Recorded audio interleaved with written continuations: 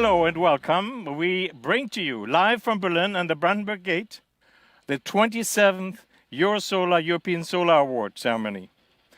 We have been doing this for a quarter of a century, and we have scoured the continent, which reaches from Iceland to Russia, from Finland to Turkey, to find the very best, the very most excellent and most applicable, most ubiquitously deployable examples of the energy transition that we all want and deserve to have. 100% renewable energy is the world we want to have. We are looking across the continent, but we're also looking across the world because we're also awarding projects, initiatives that are connecting Europe to the rest of the world, to developing countries and beyond. We do this for three reasons. One is to really celebrate those individuals, companies, institutions, media operations, and others that are engaged in this transformation. Secondly, is to learn from them. To learn from them today and to engage them live, online, with questions and answers. And thirdly, is to build an archive of knowledge, of know-how, so we can, in years to come, draw from this important knowledge and already next year begin our workshops. We're going to offer online workshops featuring the very best, the most articulate, the most thoughtful, the most applicable of these prize winners of this year and previous years to you as a kind of a solar college, which we're initiating as part of our renewable decade that's starting in 2020. Welcome to our program. Welcome to yourselves and to your 100% renewable energy future. Let's get started.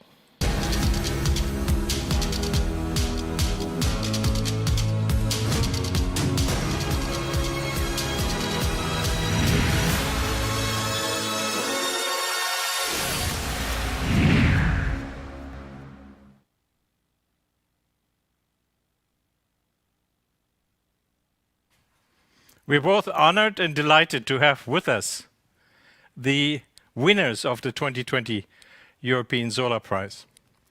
We're going to celebrate this over the next hour or so, and we have a global community to share this with.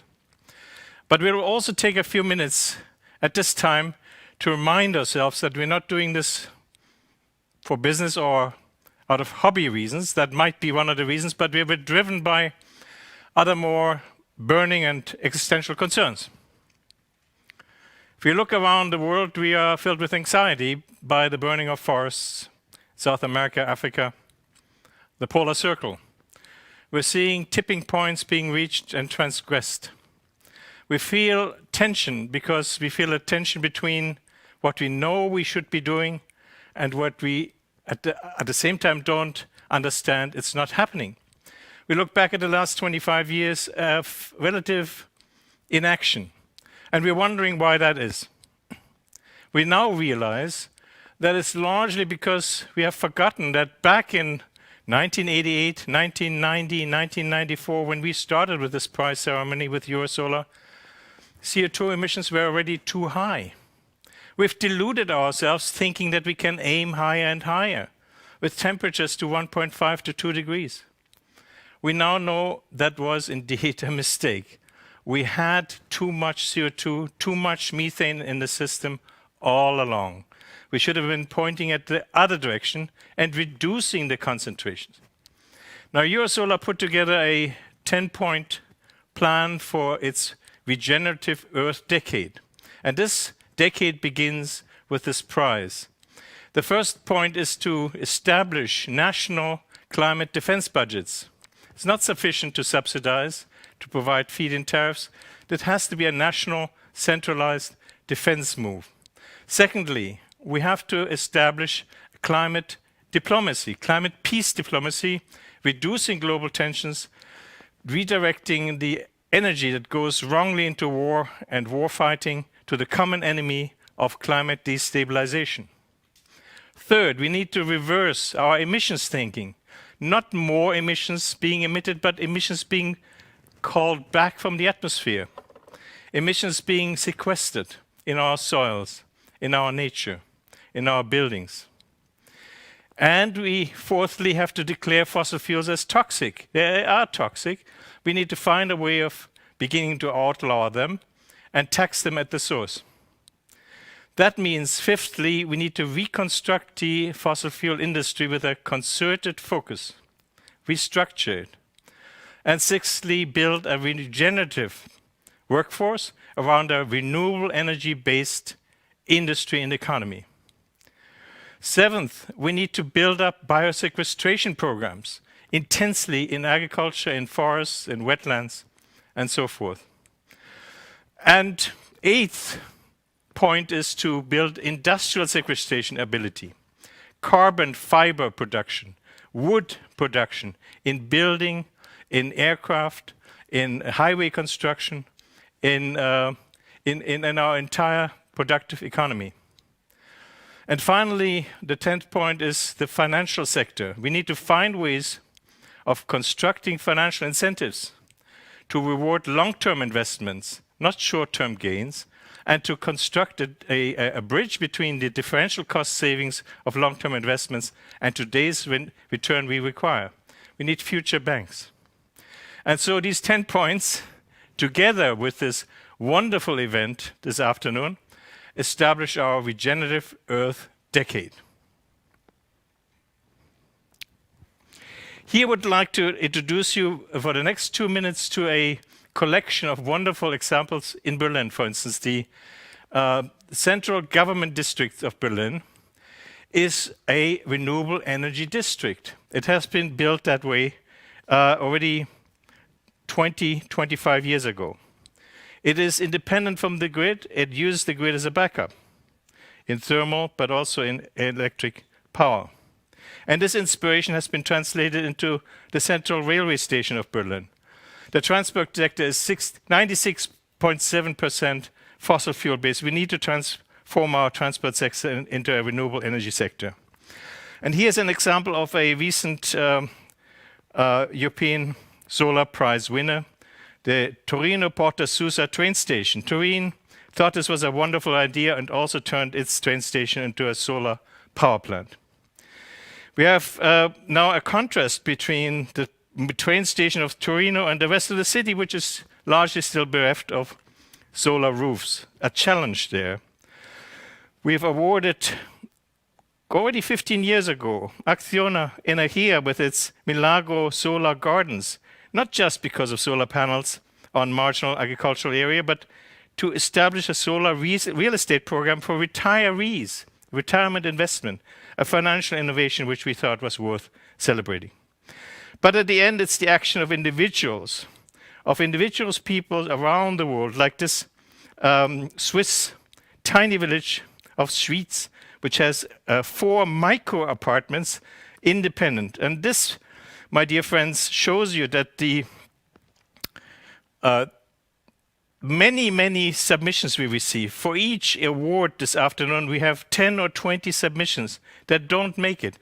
Here's one of the most truly excellent, but the jury couldn't decide to include it in the awards. But I'd like to show you that this is really a fantastic program and project to establish a tiny house collection of 4 apartments in the middle of a tiny village in tiny Switzerland, and establishing the knowledge that our cities and communities can become power plants themselves.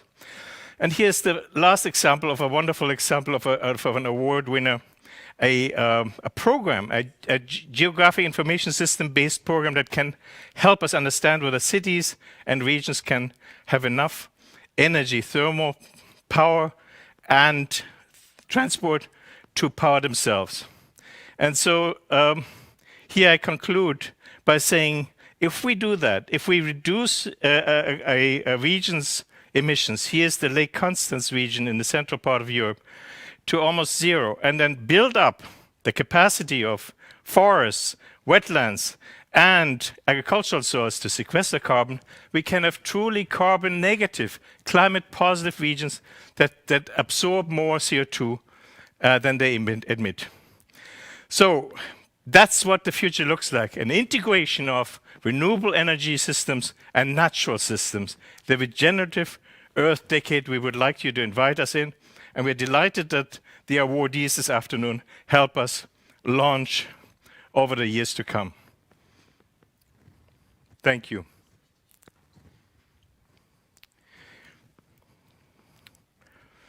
Now, the first award winner is now waiting to be celebrated. And for this, we're moving to the beautiful region, the beautiful country, the beautiful world of Scotland.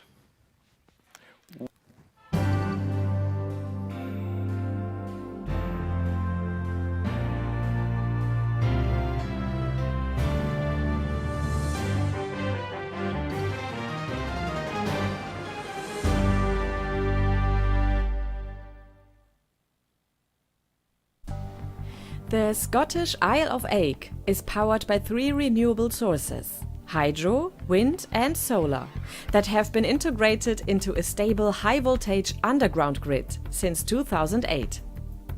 The island was never connected to the mainland grid and had to rely on diesel generators before. The idea for an independent and renewable energy supply was developed after the residents, the Highland Council and Scottish Wildlife Trust set up the island's own Heritage Trust in 1997 in order to buy the island. They secured financing from EU funds and set up Eigg Electric, which manages 11 kilometers of underground high-voltage cable, 3 hydroelectric plants, 100 kilowatt, 5 kilowatt and 6 kilowatt, 4 6-kilowatt wind turbines and 50 kilowatt solar photovoltaic capacity. Eigg Electric operates the island's energy infrastructure and is a subsidiary of the Isle of Eigg Heritage Trust. The island grid produces approximately 90% of the electricity used locally. A battery bank, able to provide electricity for up to 24 hours, helps smooth out supply and demand. Nowadays, the 2 diesel generators are only used for backup. The residents were consulted on every step of the way, including energy prices and what to do with the surplus energy. This is now used to heat communal spaces free of charge.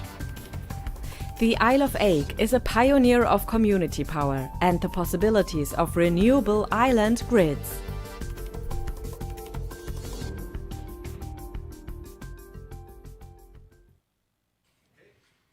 Well, we have with us here, from the Isle of Eigg, from Scotland, Sue Hollands, who is the director of Eigg Electric, and Neil Robertson, who is a member of the Island Grid Maintenance team. Welcome, Sue and Neil. And we're also pleased that you're able and willing to give us some answers, some inquiries, that I have some questions we have received. For one thing, is you have been active for 10 years and you've built up quite some experience. And do you have a message or some kind of learning input for, let's say, other islands, or perhaps islands on the mainland? How to do it, what the benefits are, and what the rewards have been despite the effort that you put in? Yeah, guten Tag, Berlin.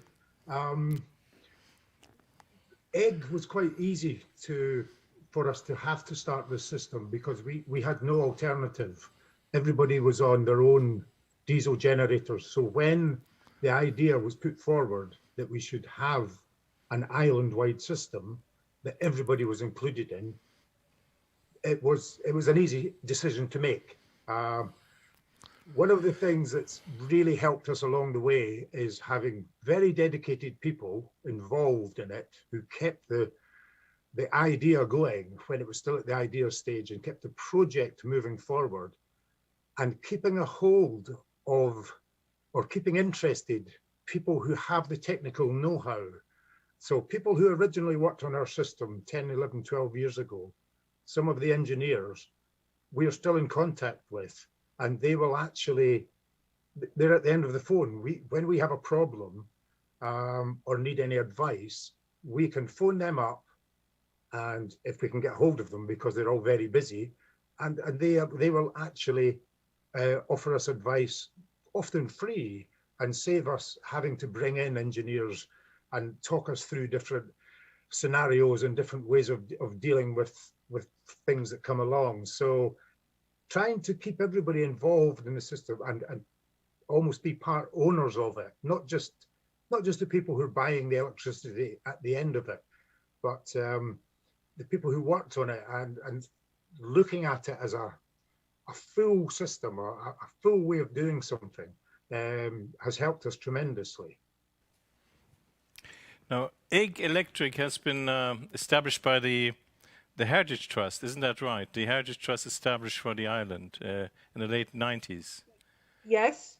And so it was a kind of a way of dealing with the heritage or managing its heritage in a sustainable manner. Do I read that correctly? And does the Heritage Trust still have an interest and a role in the destiny of Egg Electric? Very much. Egg Electric is a subsidiary company of the Isle of Egg Heritage Trust that actually owns Egg. And it was one of our major projects to increase the amount of electricity. We were never going to get a mainland cable, so it was finding a way that we could go from everyone having an individual generator with only 3 kilowatts and all the fossil fuel emissions that went with that, and onto a system which gives us 24-hour power, gives us 5 kilowatts, and per household, I should say, and is maintained by a team and is, as we said, 90% renewable run. Well, thank you very much, Sue and Neil. I have another question here. One often hears criticism from the heritage community, I think unjustifiably, because things can be managed, but that there is a conflict between renewable energy installations and the heritage of landscapes, say, or heritage buildings. Did you have to manage that in your plan? And if so, did you find a rather harmony or conflict between the introduction of renewable energy infrastructure and the maintenance of landscape beauty and heritage visions of settlements, say, in the Isle of Egg? We did have to manage that quite carefully. We ran into Egg is an area of outstanding natural beauty. So the scenic aspect of having wind turbines, although ours were very small, was heavy in people's minds. And then the nature and environment aspect of it, for instance, for the hydro, for a dam, that came into it as well. So we had to deal with, obviously, the legislative bodies, like at the time it was Scottish Natural Heritage, the government environmental agency, to ensure that we passed all their criteria. And we also had to deal with individuals and people who put concerns forward. And in the end, I think we got the balance pretty good. We don't have a large dam to hold a big body of water for our hydro, but we live on the west coast of Scotland. I mean, rain is usually not in short supply. So things like that came good. And our turbines, our wind turbines, we kept them small. In the beginning, it's possible that we will increase the size as they get older, because people are now used to the fact that they're not necessarily ugly. They can be beautiful things because they are saving on fossil fuels. They're providing energy from the wind. And it can be something that you can look at and feel happy about. Well, thank you. That's wonderful to hear and very instructive. I wanted to just ask one more question, and you have really only 2 minutes to answer this. As I like to say, no island is an island. And do you see a mission in yourself? Are you being asked by other islands or others, non-island interested parties, how you did it, how you went about it? Do you have a kind of a, if you will, teaching program, or do you get a lot of phone calls to pursue your knowledge in what you've done? Yes, we've actually had visitors from all over the world who have been interested in our system. Quite a lot of rural and third world countries who at the moment don't have an electricity supply. And also we see a way forward in countries that are having their own grids with more and more demand, having a local responsibility with a microgrid being the way forward in the world. Well, thank you very much, Sue and Neil, and congratulations for winning the European Solar Prize in the category Towns, Municipalities, Council Districts, and Public Utilities. We Thank you. cheer you on with our collective applause. Thank you. Good to see you. Thank you, Sean. Thank you. And from the Isle of Wight, we're moving into a different part of Europe, an equally beautiful, very different region, the region of the Engadine in Switzerland.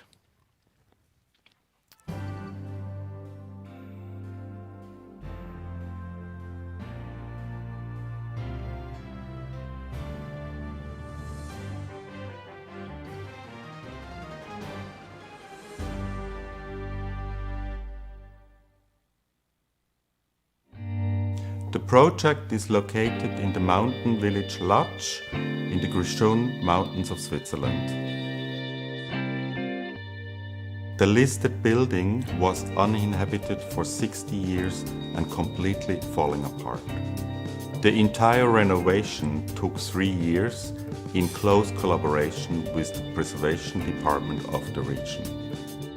Wherever possible, we worked with local craftsmen. The energy system we chose for this project is a combination of photovoltaic, solar collectors, and geothermal probes.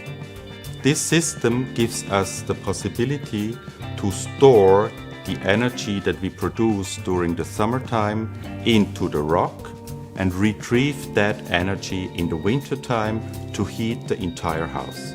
To protect the historic wooden floors in the house, we decided to incorporate wall heating systems that are completely invisible. Because of its historic value, it's not possible to insulate such a building as one would do a new building construction. In the spa area, we use a heat recovery from air system, which is completely invisible. In today's living area, we kept the light situation and atmosphere of the old barn. With today's technology, it's even possible that a historic house like this produces its own energy. That means in the future, for us, it's clear that each new building has to become a power plant.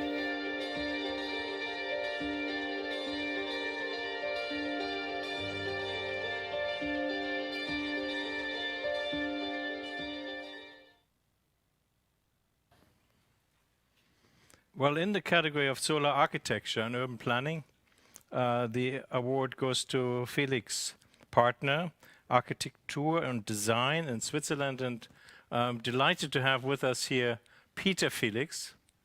Happy Peter, who is calling in live from the Engadine. Mr. Felix, a CEO and founder of your company. You will know the old adage, the old saying that it's impossible to combine renewable energy with historic buildings. One should leave that alone. But you and I know that traditionally people have built with renewable energy, with the sun, with the elements. Not in a high technology sense, but in a thermal mass sense, in a responsive sense to the climate and the weather. In your integration, I'm struck by the fact that you find a way of using the benefit of the old structure and combining it with the new. Can you tell us a little bit about your design philosophy and your approach to be able to make that integration possible? Yes, we really looked carefully at the existing structure, and we found out that this house, over the centuries, many times there had been changes to it. So the people who lived in it always changed, added rooms, took something out and redid it. So it was always changed to the demands the people had who lived in that structure. So what we said is today the demand has to be sustainability. And that's why we incorporated this kind of system into this house. And with that, we proved that it's possible to do this without destroying a historic building, but add this value to it, and in that sense to continue the history of the structure. Do you feel there is a lesson to be learned to other historic structures? Of course, not the identical lessons, but a kind of an approach, a method on how to think about those. And what would you tell other communities who now think it's impossible to touch those old buildings? I think it needs lots of convincing. One has to convince the people to really do something like that. It's not easy, and it takes a lot of time and a lot of energy, but at the end it's worth doing it. And I guess the example shows what kind of quality one can develop out of such a project. What do other Engadiners think about you? What do your fellow neighbors say? Do they say you're a wonderful example, or do they say that's a one-off exception? I think it's still an exception, but I think it's the future. We have to continue this way, and we have to do it more, and we have to convince people that people demand such structures, that they demand a school that is self-sustainable, that they demand apartments where they can live without with their own energy. I think that's what we have to do. Well, if you say we have to do that, are you also willing to share your knowledge? We are establishing a EUROSOLAR Academy where we would like to be able to present your insight to a larger community. And we'd like you to lead the 2021 architecture section of this program. We will contact you and find out how we can do that, but we'll be honored. And of course, we'll be also honored to involve Sue and Neil in a similar way in how to do island work. But this academy we are very serious about, because we find that what you have discovered and others in this prize is truly worth the European Solar Prize, not just in solar architecture and urban planning, but in the overall successful pursuit of a renewable energy-based civilization. And therefore, I'd like to congratulate you for receiving this award and thank you for making this submission. Thank you.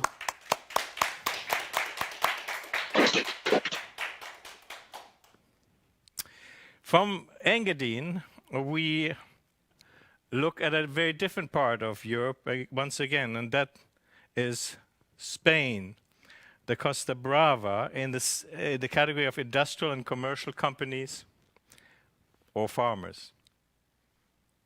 Welcome, Spain.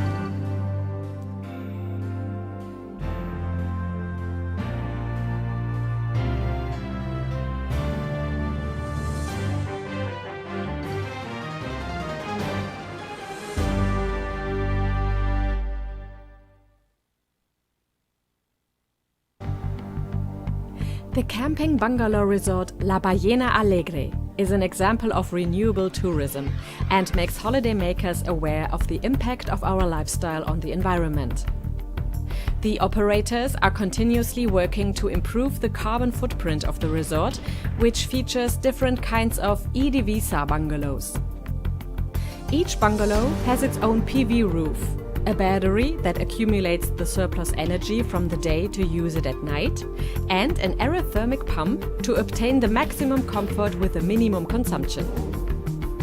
In addition, each bungalow has an individual electric vehicle charging point. In total, 400 photovoltaic panels have been installed on the e-divisa bungalows, saving 100 tons of carbon emission per year. La Ballena Alegre also uses geothermal energy and plans to further expand its use of renewable energies, especially wind power. The operator also commits to promoting eco-wellness, the reduction of water and energy consumption and waste. La Ballena Alegre offers both comfort and ecological sustainability on the beautiful Costa Brava, Sant Pere Pescador, Girona, Catalonia.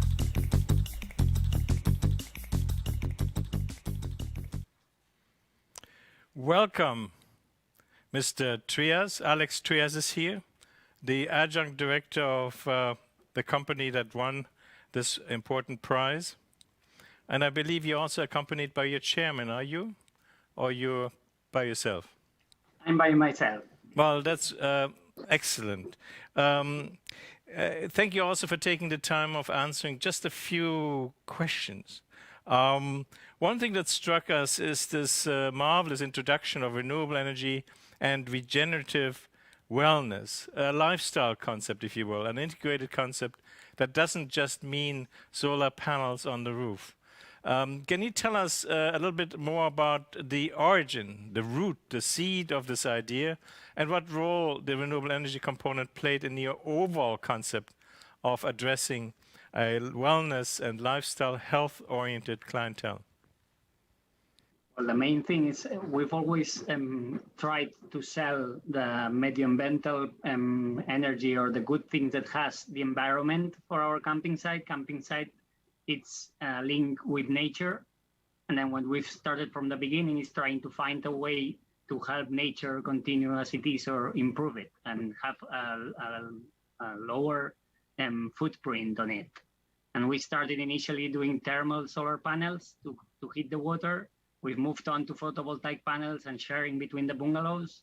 We've increased, with this project, we're trying to increase consciousness of tourists and families. So we do a draw at the end of the year of the most effective families during the week.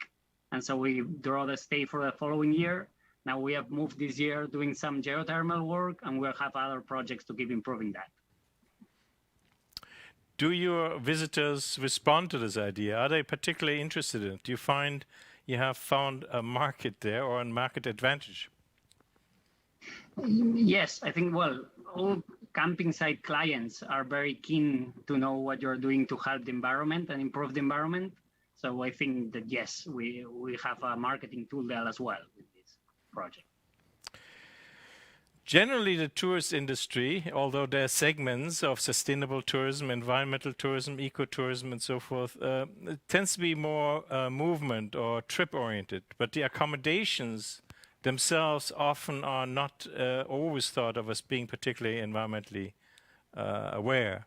What is your take on that? Do you think the industry at large is shifting?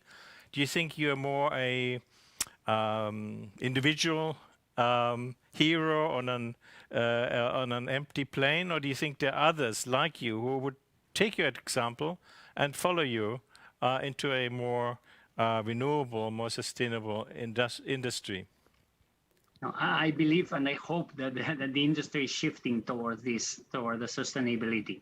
Although there's some big parts and probably more cities or huge hotels or buildings that's tougher to get them there, but I think we're moving toward there, and all the industry is moving towards that now. Now, my final question, Alex, is the commercial side, not just in terms of market attraction, but also in terms of return or the financial balance, the end-of-year report. Is it neutral? Is it you paying more than you were hoping, or do you actually find an advantage in what you've been doing? So far, you're paying more than you really get, but hopefully we'll be able to shift that in the future and be able to get more than we really put in. But so far, you have to do a real investment, believe in it, and try to want to improve the environment to be able to do it. Not just about numbers. With numbers only, you wouldn't be able to do things like that. Well, I'm convinced that we will do everything we can to triple, quadruple, increase in tenfold the visitors of the resort La Ballena Alegre on the Costa Brava with this award. And I'm delighted you were able to receive it, and you're here with us today, and I congratulate you for receiving the European Solar Prize for commercial companies and industries. Congratulations. Thank you very much. Thank you very much.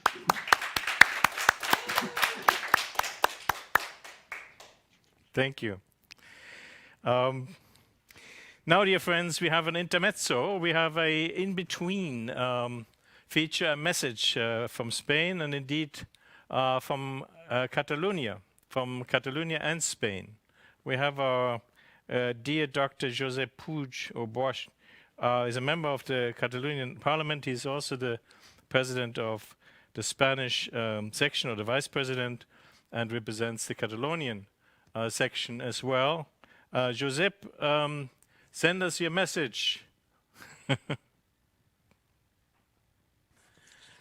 First of all, I would like to congratulate all the team of the Camping La Ballena Alegre and all the winners of this present edition of the European Solar Prizes. In this occasion, I would like to share with you some thoughts on energy. Now we have the knowledge and the means to turn around the present energy system based already on fire. Our society is provided with energy by burning fossil fuels and by fissioning uranium. The result is known: global warming and radioactive poisoning. But now we have the opportunity to base our energy system on the energy contained in the biospheric flows. Today, we have the ability to give birth to an energy system not based anymore on fire and make it to grow. An energy system based on 100% renewables and in the hands of people. An energy system that empowers people and communities who have local sources of renewable energy to take advantage of its uptake, transformation, and use for providing energy services to everyday life that requires to live and work in a sustainable way. For me, this is what is known as energy democracy. We need to make real the energy democracy as an ethical imperative. Finally, as a European and Catalan citizen, I would like to express my deep concern about the authoritarian drift of the Spanish state and my solidarity with all the Catalan political prisoners and exiles that are condemned to 100 years of prison. Thank you very much. Thank you, Joseph. Thank you for being with us, and thank you for your personal, community and regional engagement. We look forward to many years and decades of cooperation. From the Iberian Peninsula, we're shifting our view to another part of Europe which is most fascinating. It's the region of the Lake Constance, cradled by the countries of Germany, Austria, Switzerland, and Liechtenstein. Here we go.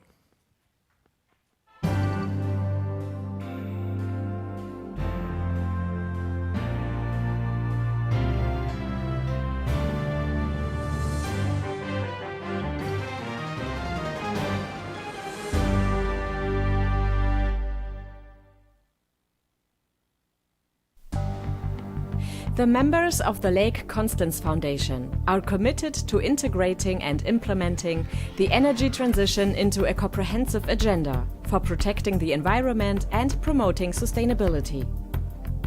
The foundation is active in the four-country Lake Constance region: Germany, Austria, Switzerland, and Liechtenstein. In the last 25 years, the foundation has demonstrated in more than 40 projects how to implement sustainable development successfully. Its projects range from management consultancy on climate protection to eco-camping, the establishment of the first solar boat fleet, and the promotion of independent energy transition projects. It established a network in the region of Lake Constance, consisting of municipal utilities, engineers, planners, nature conservation associations, and local authorities, which initiates a large number of innovative renewable energy projects. The Lake Constance Foundation is committed to transformation at regional and municipal level. It supports citizens to become the driving force behind a democratic new energy system. The Foundation's holistic approach to energy system transformation contributes to climate protection across borders and is a model for a sustainable Europe.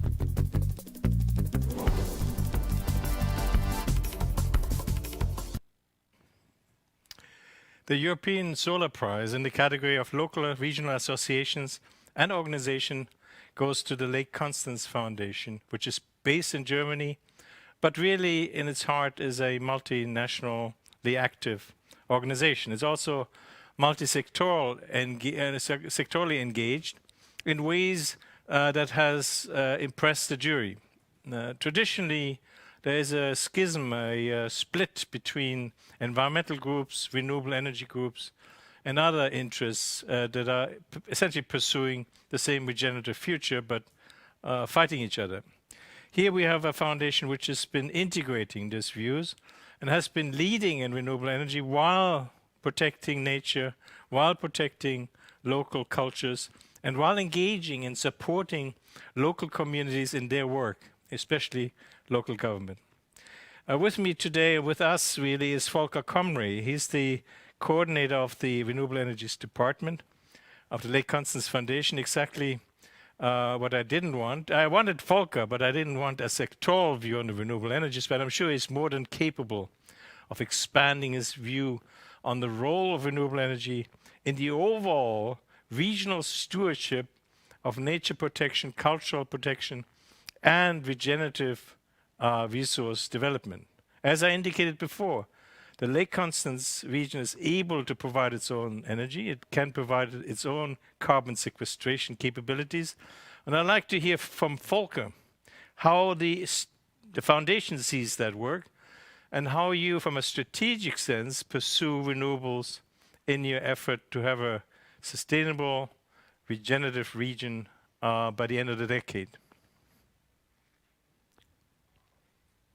Yes, thank you.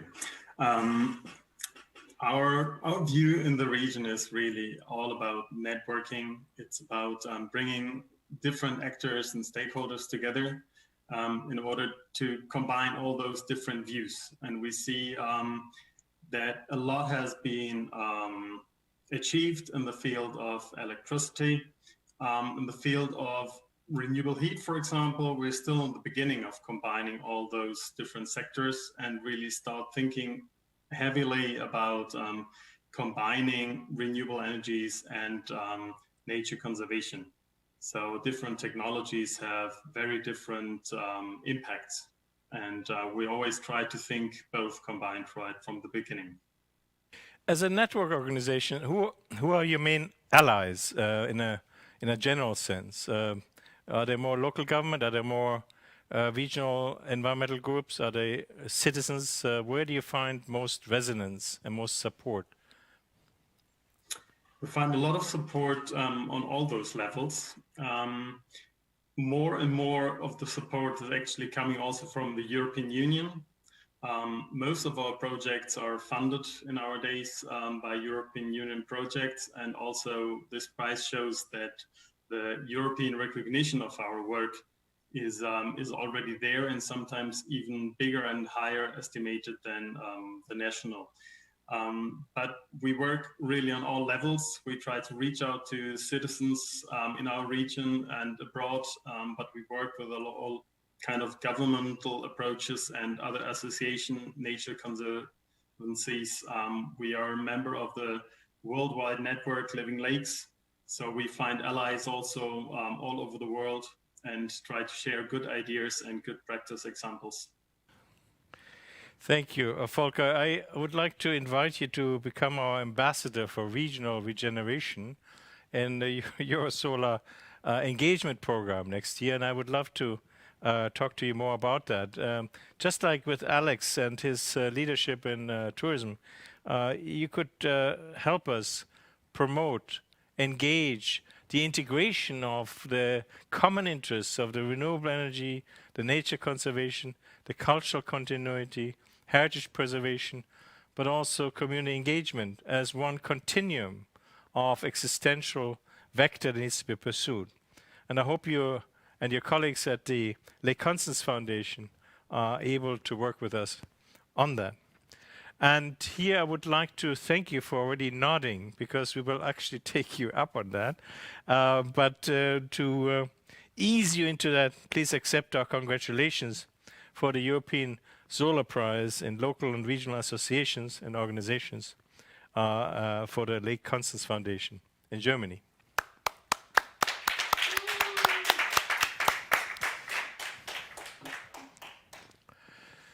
And now, ladies and gentlemen, we are shifting our attention again to another wonderful part of Europe, and this time we're moving in the category of transport and mobility, essential core category, to Denmark.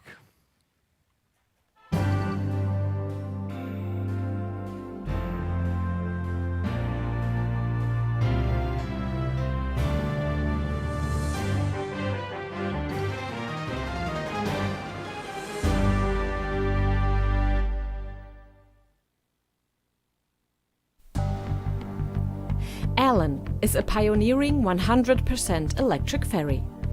With a length of almost 60 meters and a capacity for 30 vehicles and 200 passengers, she was the largest electric ferry in the world on entering service in August 2019. Allen crosses the sea from Germany via southern Denmark to and from Ero and offers her passengers the sound of waves and seagulls rather than engine noise and diesel smoke.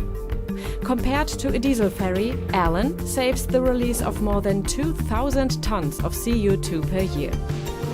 The electric ferry is the result of a 5-year innovation project funded under the European Commission's Horizon 2020 framework program in cooperation with Ero municipality.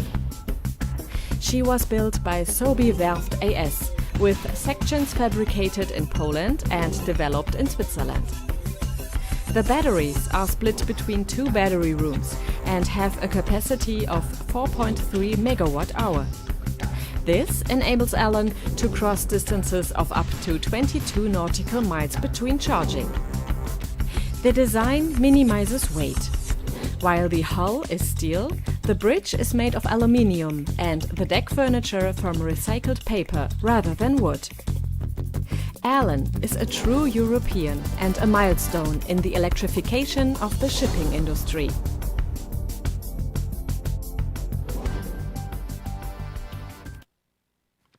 Congratulations to the municipality of El in Denmark for the Transport and Mobility European Solar Prize. Thank you very much. We see and welcome Halfdan Abrahamsen, who's just been holding the award. He is with the Energy Lab, the Media and Information Manager. And I think behind him some other European colleagues. We have from Finland, Hanna Huppunen. Hanna? Huppunen, and we have Anni Kortsari from the Hellenic Institute of Transport, and I believe Mika Lechmusto from Leclanché, the I think Swiss-based storage and electric services provider. Truly European base. It's already the 4th project that has been EU supported, and what we see here, Halfdan, is a kind of a kick into the European Green Deal framework and say, you can do better, you can go further, you can go renewable in transport in all aspects of our society. And I'm so delighted that you come here to us and tell us a little bit about your success, tell us a little bit about how important the EU program was for that, and tell us a little bit about where you go from here, commercially, in terms of outreach, or in terms of applications to other users in Europe. Yes, first of all, thank you very much for the prize. We're very proud, and thank you for the wonderful introduction speech. Of course, we couldn't have done this without support from the Horizon 2020. We half of the budget came from the EU, and the rest was paid by the municipality of Ærø. And it's truly a European project in that we had 9 European partners to begin with, and I'm happy to share the honor with so many different countries and organizations, and we hope that will help spread the word because we need more electric ferries instead of very polluting diesel ferries. How has this project boosted your own resolve in the municipality, both in terms of this kind of pursuit, but also in the collaboration with other European partners? Has it ended here, or are you going further? Actually, my colleague here, Cecilia Larsen, is the project manager, and she is dedicated to developing more projects. And of course, the fact that we were supported by the EU gave us great hope that maybe we can have success again like this, where we can receive funding, because the island has long been working with the renewable energy transition. We produce more energy than we use with windmills, and we can charge Ellen with that. We hope, of course, that we can help in further developing new solutions in the transport sector, because that's the hard nut to crack. And if we can do it with new partners in new European projects, that would be great. You're making a very powerful case for a renewable transport infrastructure program, both on the European level and on the national and regional levels. Transport infrastructure is something that we can't really do commercially. We know it doesn't pay for itself. It has never done that. It does it only by virtue of subsidies that are hidden, like the fossil fuel subsidies that are so massive, that keep the combustion engine going. But here we see an example of with relatively little investment. I mean, if you think of the lifetime of the ferry, we can think of a renewable, and that's the biggest ferry in Europe of its kind. We can think of renewable public infrastructure on the seas, on the waters, on land, in the air, that is so much should be part of the EU Green Deal vision. And thank you very much to you and your colleagues for bringing this to us and receiving this award, not just for yourself, for all of us in transport and mobility. European Solar Prize goes to our municipality and its colleagues. Congratulations. Thank you. Thank you.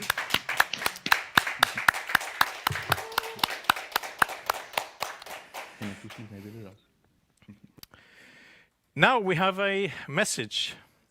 We have a message from an expert in economics, but an expert also in public policy, in environmental protection, and also a German Solar Prize winner in 2016, and that is Professor Dr. Claudia Kempfert. Claudia, it's your turn. Hello everyone, the award winners. Hello everyone, the award winners. It's a real pity that I cannot be with you today, but I would like to take this opportunity to say a few words of greetings. First of all, I would like to congratulate all the prize winners and wish them a great award ceremony. Congratulations. Not only today's prize winners are winners, but renewable energy in general. EUROSOLAR has already honored many masterminds who have all shown that the energy transition to a full supply of renewable energy is a solution to many problems. Recent studies once again prove that what you all knew anyway, solar energy is becoming increasingly cheaper and is the solution for a full supply of renewable energy. Solar energy and wind energy as team players, plus battery storage, not only secure a decentralized energy system, but also create resilience, make us independent of fossil energy wars of any kind, and can beat 3 crises with one stone: the energy crisis, the economic crisis, and the climate crisis. There's no doubt that we are currently experiencing an unprecedented economic crisis. The corona crisis has paralyzed almost the entire economy, and the effects are still being felt. It's becoming increasingly clear that climate change is advancing massively worldwide, and that climate policy pursued today, despite the international efforts, is inadequate. We are at the beginning of a disruptive change towards more climate protection. A full supply of renewable energy is technically possible and economically profitable. Climate protection creates enormous economic opportunities, creates added value, lowers the cost of importing fossil fuels, and has low overall system costs. This is confirmed once again by a recent study from the USA, which shows that the cost of solar, wind, and batteries will continue to fall, and are therefore the cornerstones of a full supply of renewable energies. We are, indeed, in a time of a change. Corona has changed everything. But the new start out of the crisis can also be an opportunity for a real change. The year 2020 will perhaps go down in history as the tipping point, the year in which irreversible climate protection started, the fossil fuel sell-off began, and the world's global climate crisis was averted. In any case, it's definitely time. With this in mind, I wish you a great conference and a very great awards ceremony despite all odds. Even if it can only be virtual this year, celebrate extensively. You are an important part of the solar transition. You make the difference. All the best. Have a beautiful day. Cheers.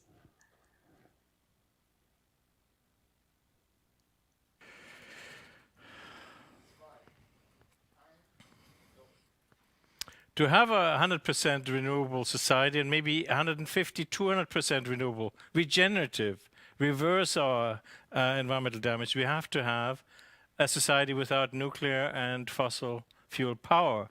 And these industries don't disappear by themselves. They need a concerted action to be restructured. And for this award in media and communications, the first award of 2 in media communications, we go straight to Salzburg in Austria.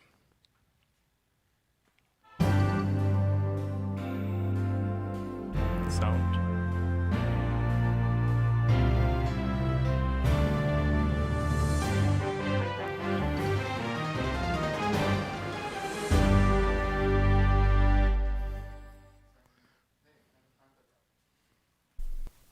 The Platform Against Nuclear Hazards Salzburg, PLAGE, has been a key player in the Austrian anti-nuclear movement since 1986.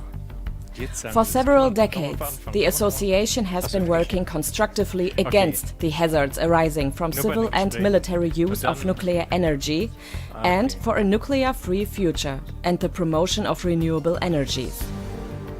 PLAGE is an independent critical platform for awareness raising, knowledge exchange and networking. The association organizes events, carries out publicity campaigns and publishes various formats such as the printed magazine The Platform News and the digital newsletter Euratom Watch. They also have a large publicly accessible library and video library. PLAGE's latest short video calls urgently to quit Euratom. In it, PLAGE draws attention to the absurdities of the Euratom Treaty, which was established in 1957. Euratom commits the EU to massive investment in nuclear energy, independent of almost any other policy and without the involvement of the EU Parliament. In times like these, we are glad to have committed people who show relics like the Euratom Treaty for what they are: absurd.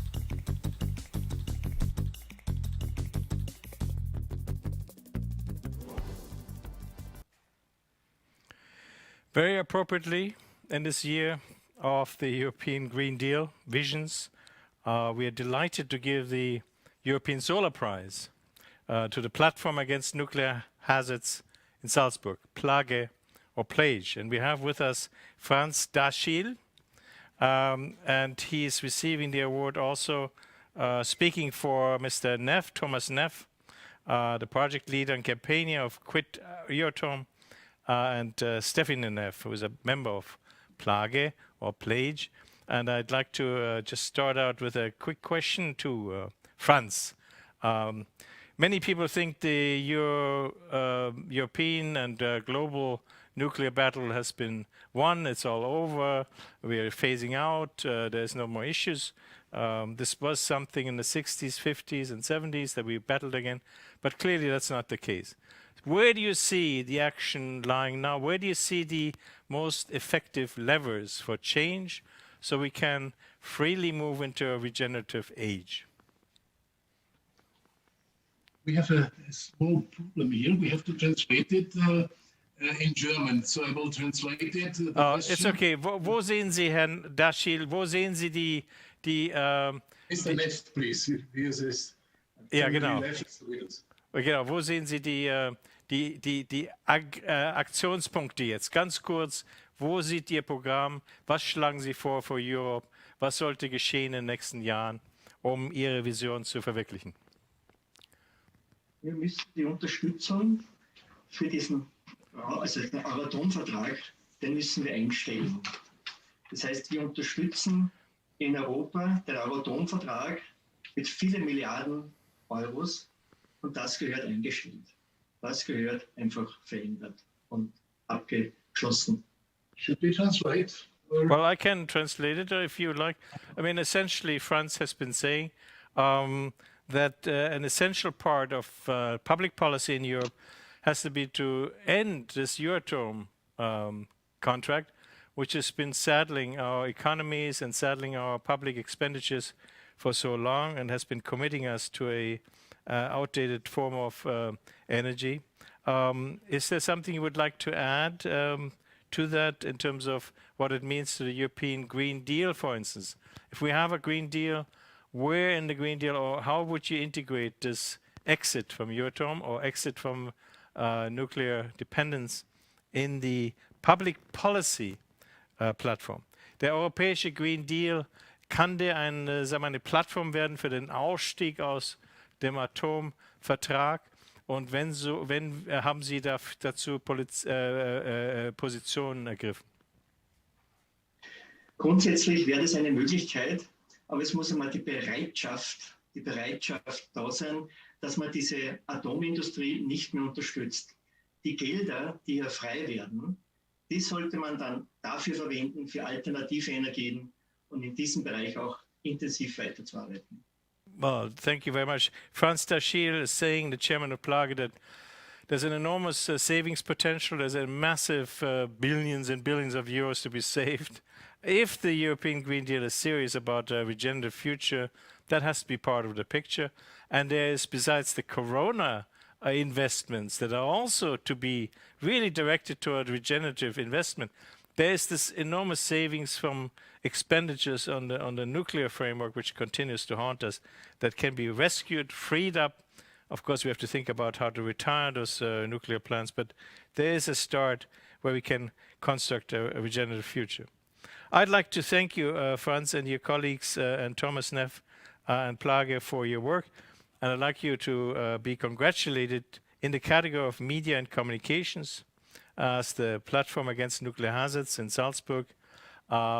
Thank you for taking part, and thank you for being the community of awardees. May I tell you, this is the family Neff, Thomas and Stephanie Neff, and these are the main actors in this, not me, Franz Daschiel. Okay. Okay, those are the Neffs. Okay, I'm sorry. Let's start again from the beginning. Unfortunately, we don't have time. So what you're seeing here is in Thomas Neff and Stephanie Neff. Stephanie Neff, Thomas Neff. That was Franz Daschiel, the chairman, and this is Peter Drogi. So we're all clear now. Thank you very much. We are moving on. We're looking forward to meeting you in Salzburg for some Nockerl and a glass of wine. Here's a congratulation.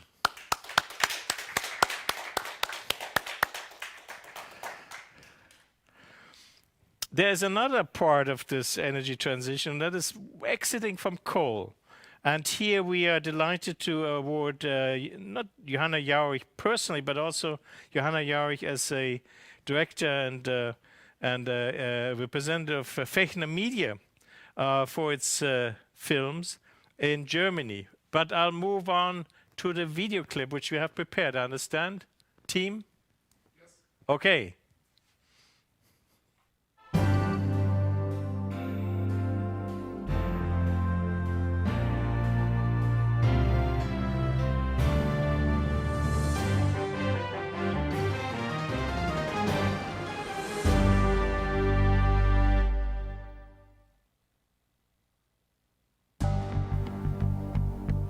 Johanna Jaurich's debut, My Future Without Coal.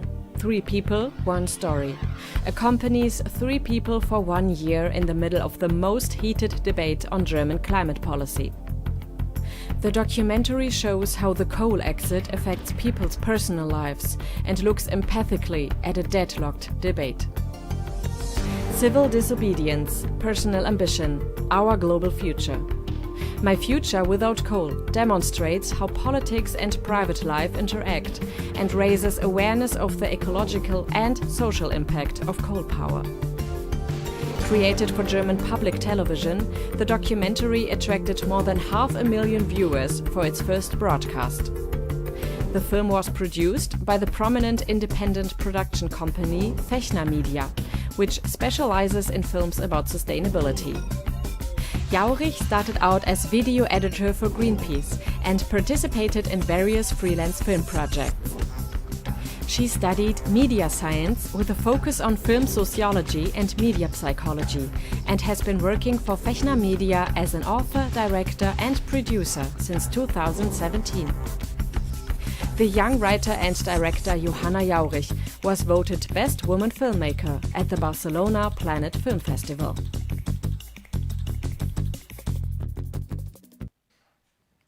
Ms. Jaurich, Johanna, we are delighted, honored to have you with us, and congratulations to this wonderful production. Can you tell us a little bit about perhaps a connection of 4 people, one story? Johanna and the 3 people, and the one story. Just give us a minute, couple of minutes in a kind of your own personal rendition of that.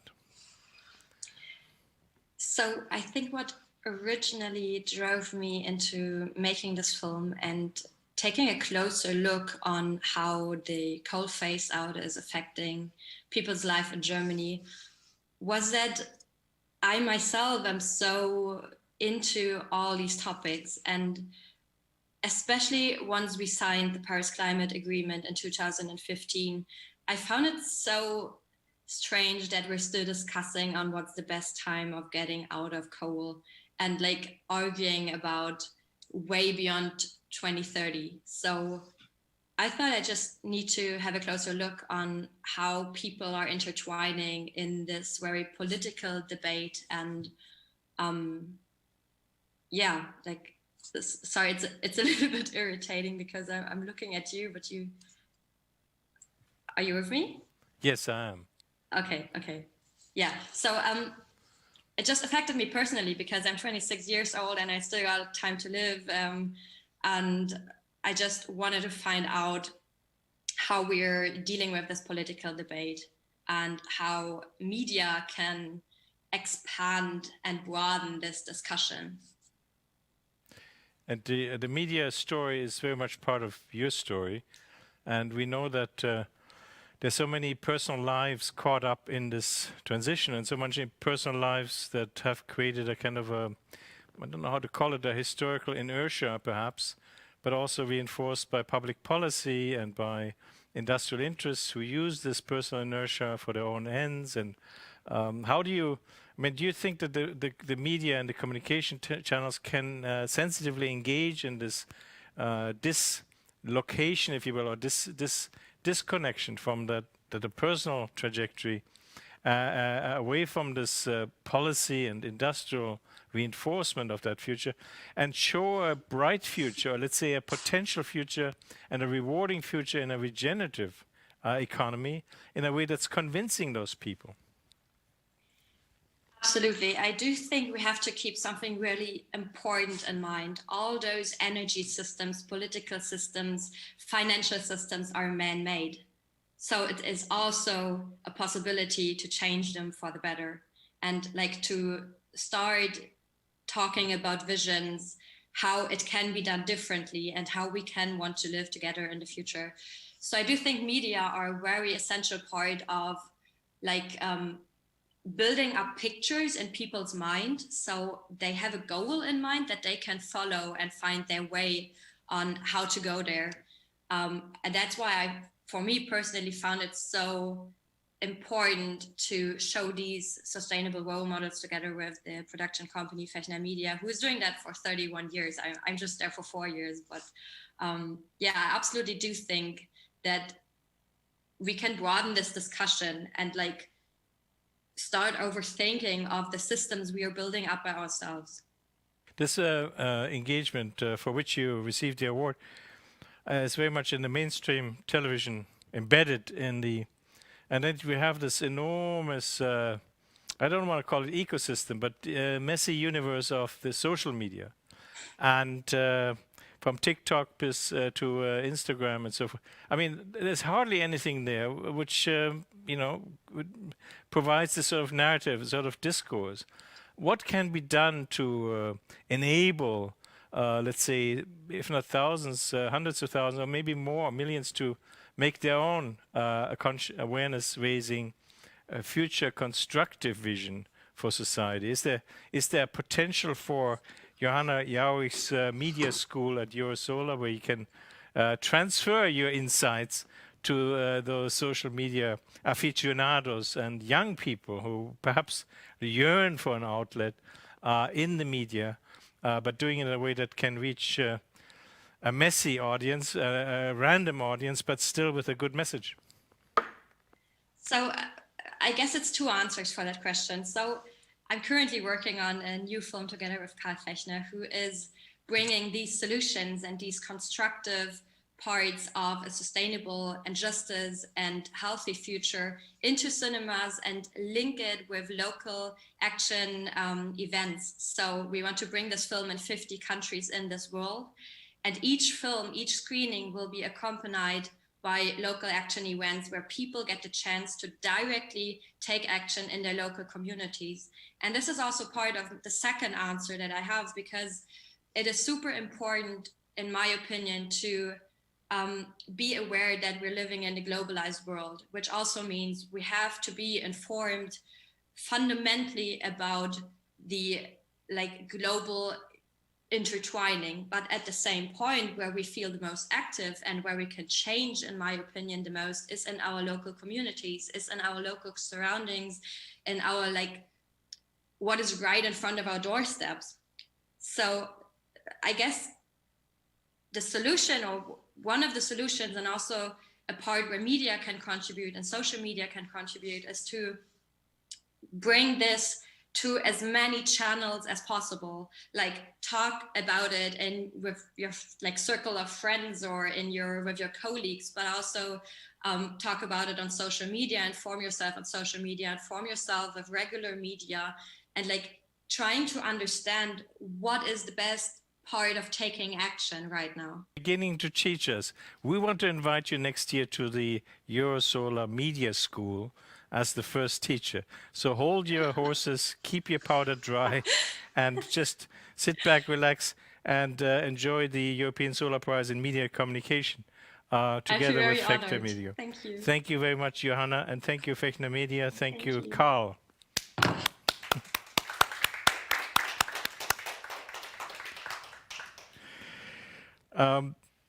Well, we have a video message here from two of our former Solar Prize winners, Johannes Hegger, an architect, famous architect, and Louise Holloway, who are in one clip. Is that right?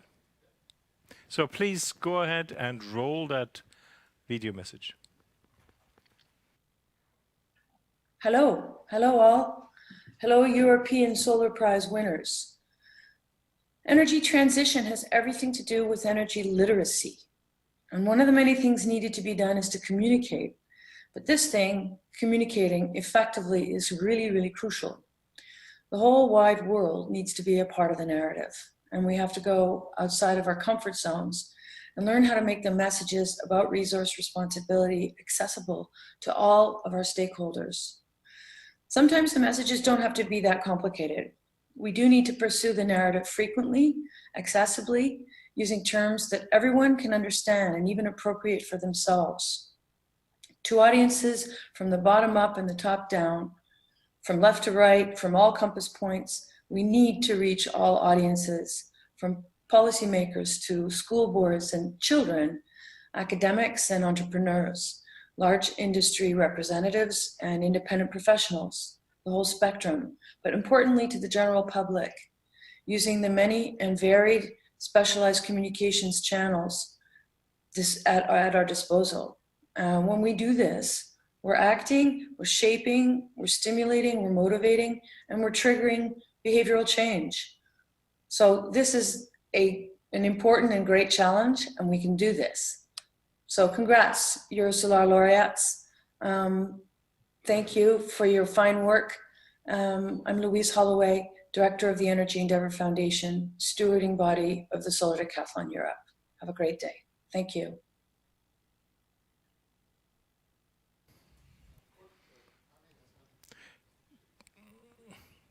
Thomas Hegger is nicht with us.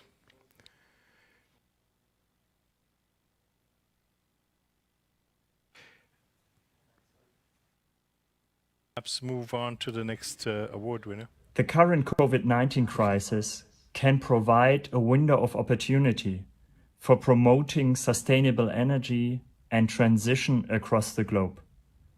But this goal can only be achieved with deliberate planning and carefully designed strategic communication. We have the chance to change direction and to prevent future crises. And this is in the deepest interest of EUROSOLAR. Our jury session was very interesting. With our hard discussions, we think that we have found remarkable projects for the European Solar Prize 2020. And now, ladies and gentlemen, for the award in the Education Vocational Training category, we're moving straight to the Netherlands.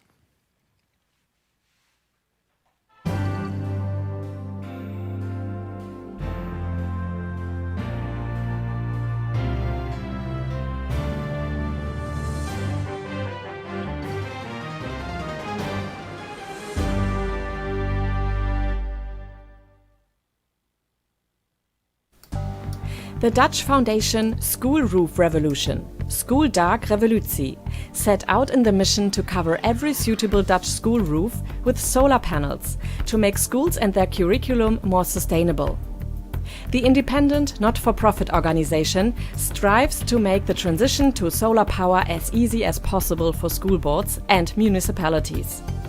A team of 10 employees and 16 local volunteers offers technical advice, a plan of action for schools, and brings school boards together with the relevant parties such as installers, local governments and civil society. The association is already in contact with representatives of over half the schools in the Netherlands and continuously analyzes real estate portfolios to find practical options for change. As a result of the support, 627 schools are ready to install solar panels within the next 1.5 years, and 50 schools installed their own rooftop PV system last year. In line with their efforts to reach school officials as well as teachers, parents and children, the foundation encourages everyone, including pupils, to challenge their schools on sustainable energy and the option of a solar roof in nationwide campaigns. Schooldak Revolutie is powering through for a true local energy revolution and demonstrates how to implement PV on public school buildings on a large scale.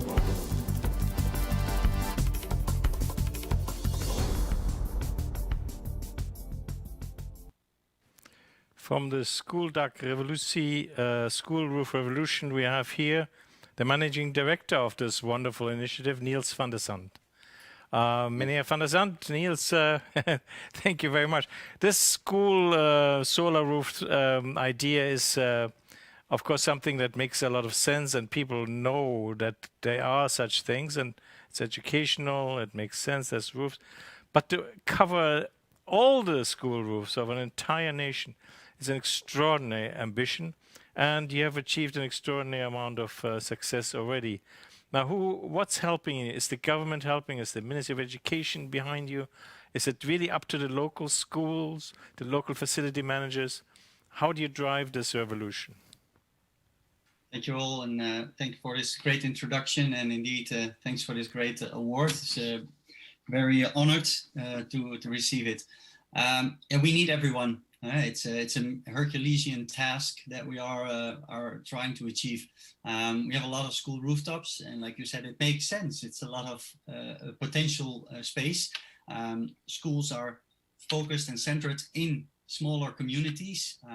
There's a lot of involvement socially as well. And we see it more and more that we are a small country, so we need all the place and we need every square inch and square meter. But we have large ambitions and they involve solar as well for the future. So we need to get every square inch suited where we can. In the end, we need politics, regionals, but we also in the end need to have a school board that says we're on board. And we're trying to squeeze them via all the channels that we are available, even including children, that you cannot force anything on, of course, but we are trying to get them involved. And in the end, we're a revolution. So sometimes we do it a little bit different than regular. Yes. Okay, very good. Well, you mentioned it. Schools would be nothing without pupils and children. And how you just mentioned on the side that you can't really control them or so, but of course they would be interested. And my question is, how do you interest them? Or is there an interstitial connective program between your initiative and the teaching curriculum, if you will, or the engagement of those schools in helping the kids understand it isn't just another panel on the roof? This is something which makes the school into something very different, a power plant of the sun. Yes. Yeah, it's we cannot enforce anything, but we can empower. With the media and the communication, we can empower children, especially in the secondary education age. But also on primary education age, we can still help them combine their desires and saying, we want this to happen. And it is powerful when there are multiple voices. And we believe that every child in the Netherlands should be able to learn on, but also about solar energy and renewable energy. We do that via the educational programs. We don't invent them all ourselves, but we try to be on every age level, be able to at least provide handouts and possibilities of workshops, easy to access educational programs. And we link towards partners that have a more extensive way of channeling this. So that they can even spend time in their different classes and that is really embedded in their way of education. And I think that makes sense for the future generation, that it gets the new normal. Well, the final question, Niels, is perhaps an obvious one to you, but it's often forgotten. The bottom line. This is a little bit part of the Dutch genetic opmaak, isn't it? The understanding of the pecuniary logic, the economy. Does it provide advantages to those schools? Does it help them make financial improvements in their construction? Does it require subsidies or tax breaks? Or does it really work better as a part of providing electricity also more affordably and allowing the schools to do their work with a slightly improved budget? It's very differentiated. Some are really financially driven still, based on conservative finance. On the other hand, we see that operational costs are reduced quite dramatically immediately once you install it. So based on not looking at only an investment cost that right now, you can spread it out and look towards reduction of your running costs throughout the life cycle. And that appeals to quite a little bit more people. But yes, we still have some local subsidiaries or subsidies helping to clean the deal in that sense. Not necessary. If you really would like to have it installed, you will get it installed.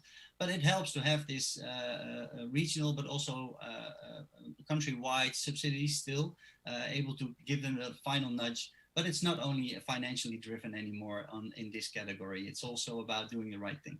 Okay, very good. Well, Niels, congratulations to you and your colleagues of the School Roof Revolution. We applaud you collectively from across Europe and the world for having done such a wonderful initiative and being able to help us understand how it works. Thank you very much.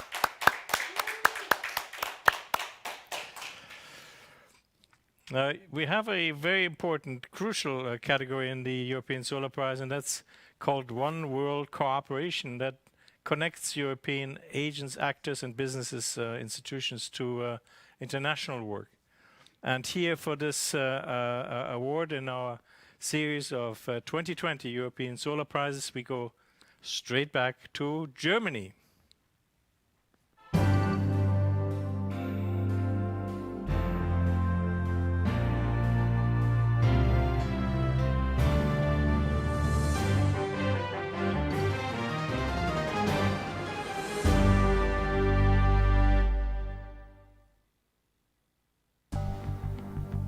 The startup Be Energy provides people in rural regions of Africa, Asia and Latin America with access to clean, innovative and ecological energy.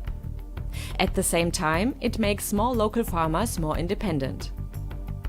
Biogas is often a valuable solution for local farmers.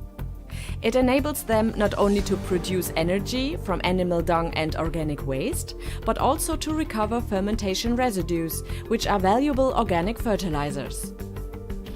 The social enterprise sells mobile biogas technology, consisting of a biogas plant, a biogas backpack and a biogas burner to local business partners. The backpack is the key feature that makes the biogas plant a business model.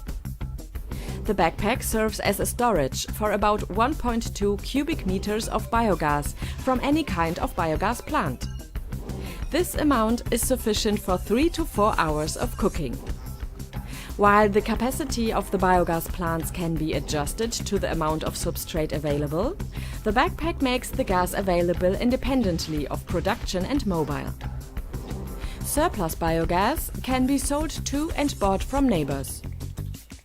Agriculture engineer Katrin Pütz founded the startup that turns its customers into energy entrepreneurs. Be Energy is doing the kind of one-word cooperation that deserves its name. It is cooperation at eye level.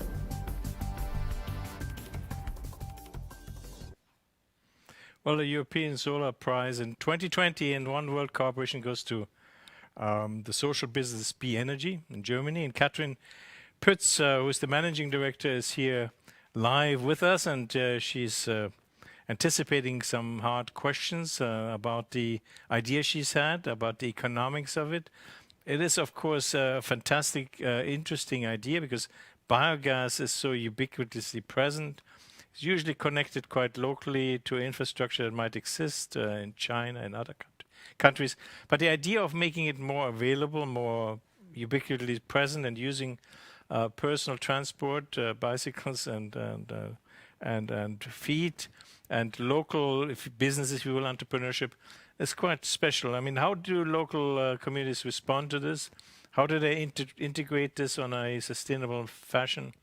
And if I can add a third question, how do you handle the risk management side of carrying a methane bubble on your back?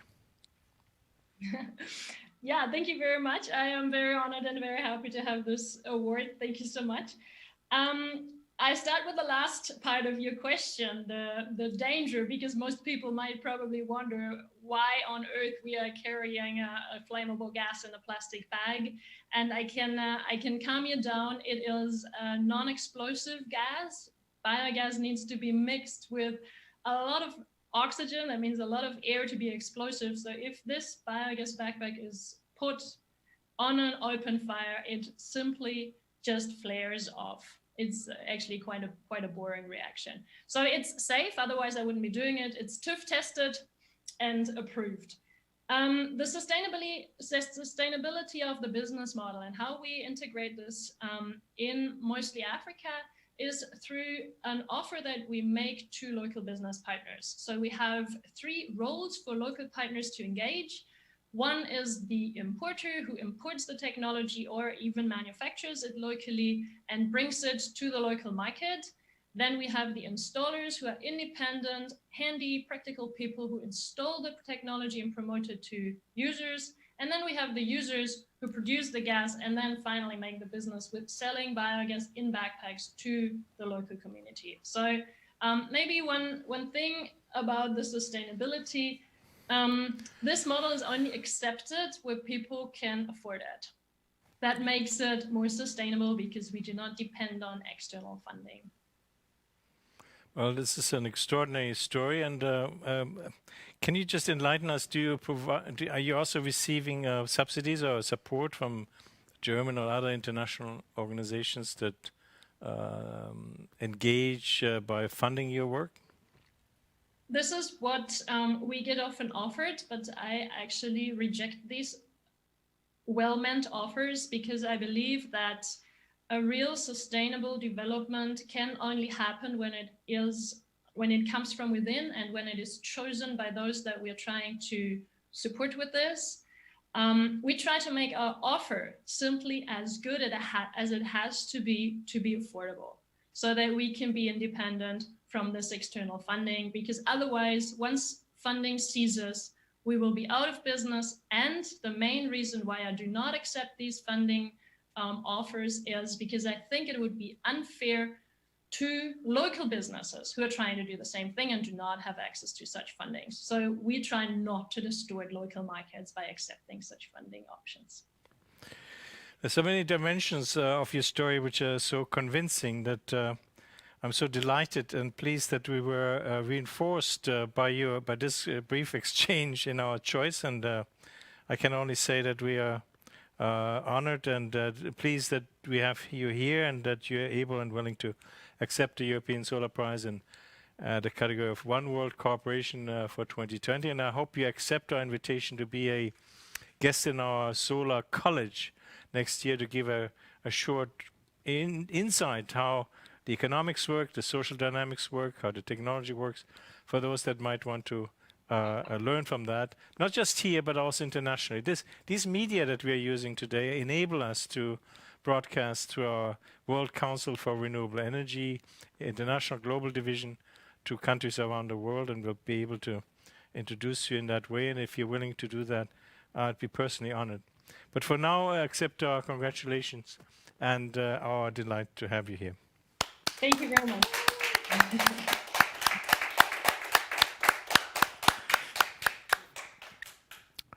This wonderful series of awards concludes our 2020 Solar Prize Awards, and I'm also happy to announce that we'll be able to show not just this entire recording of this event that's now live here with us online and on YouTube, but also on our EUROSOLAR channel. And for that, please go to eurosolar.org.